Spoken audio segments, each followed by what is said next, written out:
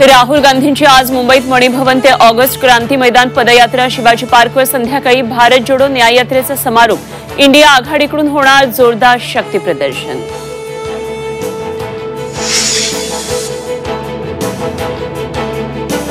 लोकसभा निवडणुकीचं बिगुल वाजलं। 19 एप्रिल ते 1 जून मध्ये 7 टप्प्यांमध्ये लोकसभा निवडणूक। 4 जूनला ठरणार केंद्रातलं नवीन सरकार।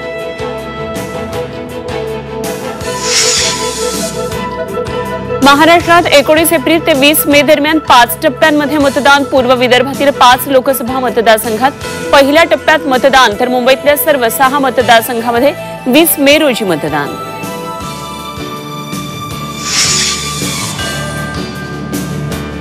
शरद पवारांचा फोटो आणि नाव वापरणार नाही। अजित पवार गटाकडून सुप्रीम कोर्टात प्रतिज्ञापत्र सादर। सुप्रीम कोर्टात पुढची सुनावणी 19 मार्चला।